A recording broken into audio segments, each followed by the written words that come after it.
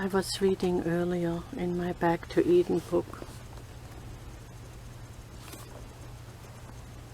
so I thought I'd read on camera now. I'm a bit sick actually, but thank God I don't have cancer. I was reading about cancer here this morning.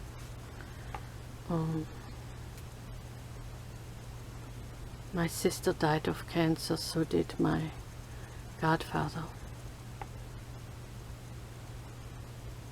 And I thought I'd read this. I thought you may like it if I read it.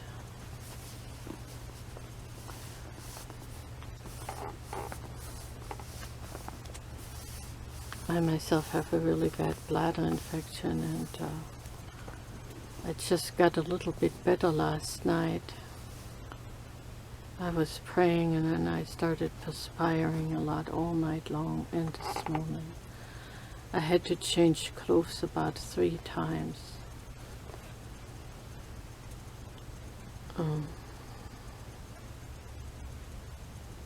My husband's mother just died of cancer also.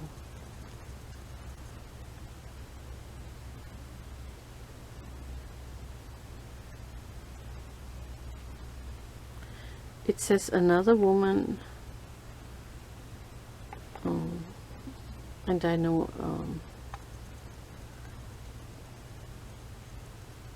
a YouTuber has cancer also. It says another woman had developed a painful swollen breast which was surgically removed. That's what they did to my mother-in-law. They removed her breast. She started to get cancer in her breast. Which was surgically removed. A short time later she developed a large tumor in her bowels. This was also removed. Then she developed another tumor larger than the first one. When the surgeon attempted to remove it, he found that the cancer had spread through the entire abdomen. That reminds me of my sister. She started to get cancer on her skin. They found it in the liver, and then they found it was all over her whole body. She got chemotherapy, and she got pregnant, and she got, even I think, I don't know if she got chemotherapy during pregnancy, probably not, but she was able to have a healthy child. That boy is alive now. He's actually a really nice young man. So my sister died, I think, at the age of 23.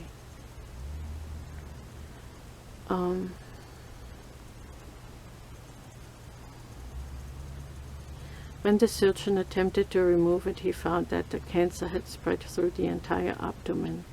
He simply closed up the incision without removing anything, stating that she should not live more than 3 to 10 days. She was taken home to die, and her nurse was instructed to give her plenty of medicine to relieve her pain.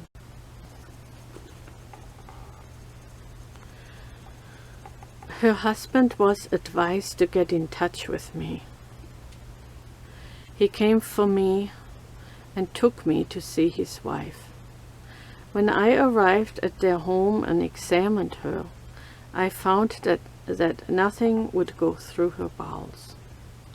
She had a tube in one side of her colon, through which the waste matter came out. In the other side of her abdomen, there was an opening through which the urine passed. There was another opening through which pus oozed all the time. She had to lie flat on her back and could retain nothing on her stomach, not even water. Her husband and family wanted me to try to help her. I gave them no hope whatever, but I said I would try. It indeed took some courage to undertake to help a person in that condition. We did not give her any more hypodermics to quiet her, but tried to soothe her pains with fomentations, liniment, massage, etc. We gave her herbal enemas, which cleaned out the impaction and swelling from the colon until she had a natural bowel movement through the rectum. Then I removed the tube from the colon and healed the opening. I worked hard to heal the side where the urine passed, but this was harder to heal, as a little urine oozed away all the time. It finally healed, however. Just as soon as her side was healed, we gave her hot tub baths, so she would sweat freely.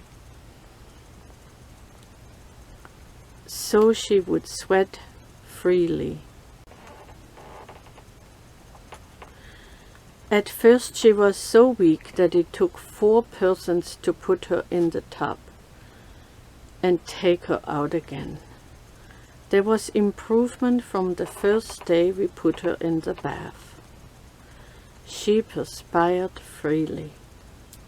We gave her a hot sweat bath every day until she got well, followed by a salt glow, cold towel rub, and a massage. She also had fomentations every day over the stomach, liver, spleen, spine, and over the entire abdomen, after which her abdomen and back were thoroughly saturated with the liniment, recipe for which is given in section 2, chapter 3. I'll try and find that later. Her abdomen was thoroughly massaged several times a day for quite a while to assist in removing the poisons and cancerous growths.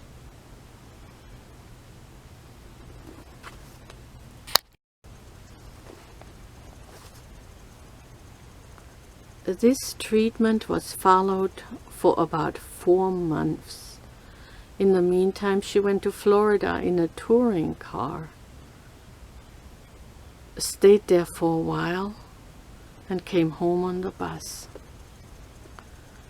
She stood the trip by bus fine, and after returning, went every day to visit some of her many friends. Soon she began to do her own housework, and has done it ever since, besides raising beautiful flowers and helping materially in the family vegetable garden.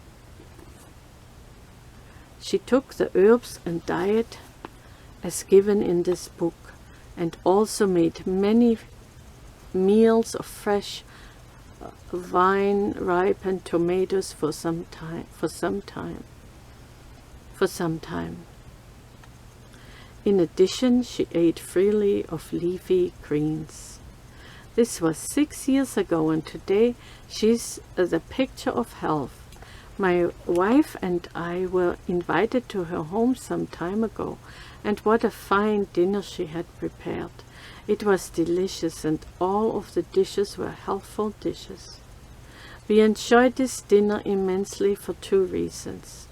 Seeing this woman enjoying life in the nice new home that her husband had built for her, and partaking with them of the fine dinner she herself had prepared.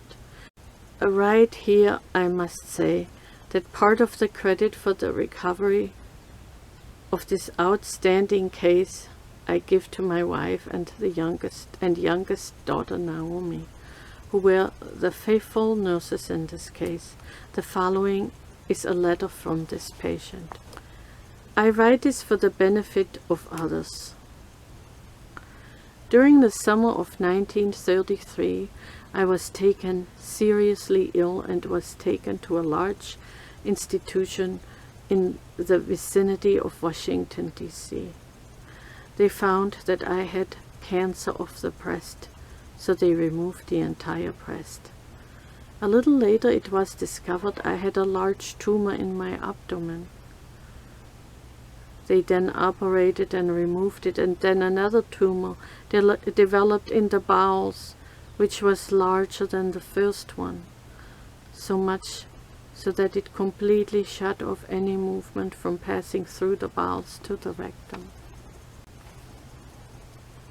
They then made an opening in the colon and put a tube in to eliminate the waste matter. My suffering was so intense that they kept me under heavy opiates all the time. I was failing fast, and they told me there was no chance for any recovery.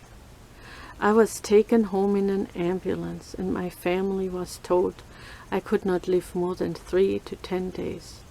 My husband purchased a burial plot, and about that time we learned of a man by the name of Jeffrey Claus that could cure cancer, so we looked him up and my husband brought him to our house. He made no promises, as the case was very hopeless. Nothing would go through my bowels. I could keep nothing on my stomach and was paralyzed with opiates. But he said that he would try to help me, but would not make any promises. He treated me with natural remedies, herbs, proper diet, water treatments, massage, sunshine, fresh air, and rest. I was treated by him for 4 months. Then I made a trip to Florida with Mr. Claus in an auto and stayed there under his care for 1 month. I then left Miami and went to visit relatives elsewhere in Florida, returning home to Washington from there by bus. This was 5 years ago, and I am a well woman today, doing my own housework, working in my garden, etc. I write this so that others suffering from the dread disease of cancer may know that there is help for them. I hope you learned something from this. I'm reading from Back to Eden, Jeffrey Claus Revised and Expanded 2nd edition, Claus Family Heirloom edition.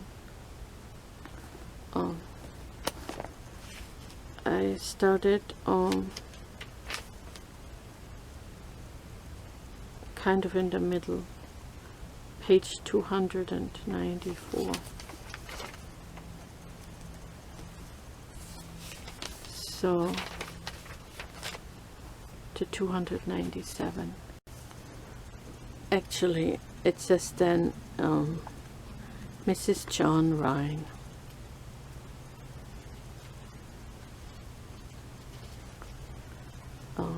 That was the name of the patient. I'll try and read more about treating diseases with herbs. Herbs for cancer, I could start reading in page 290. I could do that. Well, anyway, my sister died of cancer, so did my husband's mother, and so did my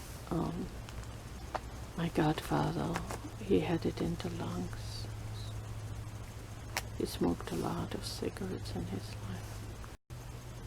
I wanted to tell you that my son's father-in-law, a very nice man, also got cancer, and he died a few years ago, and I'm still so sad about it.